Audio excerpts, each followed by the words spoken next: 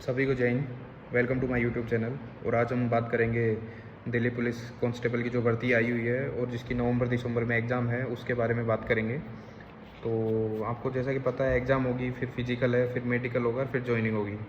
तो बड़ा सिंपल है इसका सिलेबस वगैरह। देखा जाए तो इसका मैथ है, 15 मार्क्स की मैथ आएगी, 25 मार्क्स की रीजनिंग आएगी, 10 नंबर की कंप्यूटर है और 50 नंबर की जीके है। तो जीके का पोर्शन बहुत बड़ा है इसमें। तो आप सब तैयारी कर रहे होंगे, और जिन्होंने तैयारी नहीं करी है, अभी तक स्टार्ट नहीं करी है, तो उन्हें काफ़ी पहले स्टार्ट कर देनी चाहिए थी, क्योंकि टाइम देखो बहुत कम बचा हुआ है। और अगर लास्ट टाइम पे अगर प्यास लगने पर कुआं खोदोगे तो वो समस्या वाली बात है। तो जो लोग तैयारी कर रहे हैं उनके लिए कुछ मैं ये चीज़ बता दूं कि जो नेगेटिव मार्किंग आपको पता ही है 0.25 है, 0.25 फॉर ईच रॉन्ग आंसर। ठीक है, तो मैं एक बार बुक्स वगैरह की बात कर लेते हैं कि जो मैथ है, मैथ के लिए आपको इसी कोचिंग वगैरह या फिर RS अग्रवाल वगैरह ऐसा कोई सी भी अच्छी बुक लेके, और उसमें 15 नंबर का है तो वो पढ़ सकते हैं। साथ के साथ में आपने रीजनिंग लेनी है। रीजनिंग के लिए भी कोई सी भी बुक हो सकती है, किरण पब्लिकेशन वगैरह। तो कंप्यूटर के लिए एक छोटी वाली पतली सी लूसेंट आती है, आप वो पढ़ सकते हैं बिल्कुल। और सबसे बड़ा पार्ट है जीके का, जो कि 50 मार्क्स का है। तो ये 50 मार्क्स का क्वेश्चन है, पूरा 50 मार्क्स का पूरा आएगा। तो उसके लिए एक लूसेंट आती है, आपको जो सामान्य ज्ञान आती है उसको पढ़िए। और उसके साथ में देखो, पढ़ने का तरीका ये है कि पढ़ने के साथ साथ आपको उसकी प्रैक्टिस भी ज़रूरी है। तभी आपको पता लगेगा कि आपने कितना याद किया है, कितना याद नहीं हुआ है।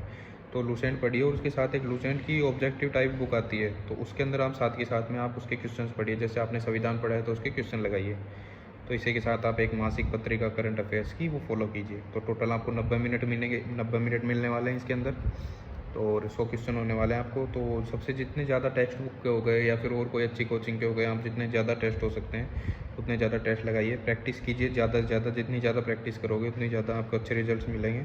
ऑनलाइन प्रैक्टिस सेट खरीद लीजिए, और कम से कम 40-50 टेस्ट दे लीजिए एग्ज़ाम आने से पहले। तो आपको इतना अच्छा प्रैक्टिस हो जाएगा कि आपको एग्ज़ाम आने पर बिल्कुल भी टेंशन नहीं होगी, और आपको बिल्कुल उस चीज़ का हैबिचुअल हो जाओगे।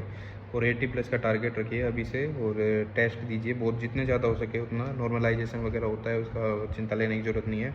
और जितना भी पढ़ो, जो कुछ भी पढ़ रहे हो, उसको साथ के साथ प्रैक्टिस करना बहुत ज़रूरी है। अगर आप प्रैक्टिस नहीं करते हो तो उस चीज़ को पढ़ने से कोई मतलब नहीं है। कई बार गलती करते हैं, पढ़ते जाते हैं, लेकिन उसको जब तक हम इम्प्लीमेंट नहीं कर पाएंगे, जब तक उसको अप्लाई नहीं कर पाएंगे, तब तक उसको पढ़ने का कोई भी मतलब नहीं निकलेगा। हमें पता ही नहीं लगेगा हमें याद हो रहा है नहीं हो रहा, हम कर पा रहे हैं नहीं कर पा रहे। तो उस चीज़ को बड़ा फोकस करके ध्यान रखना है। और मिनिमम 6-8 घंटे के लगभग पढ़ाई करना चालू कर दीजिए। और मुझे पता है आप सभी कंटिन्यूस कर रहे होंगे तैयारी, तो बिल्कुल। लेकिन कुछ चीज़ों का ध्यान रखिए कि अब जो ये कुछ समय आने वाला है, टाइम बहुत कम टाइम बचा है एग्ज़ाम में।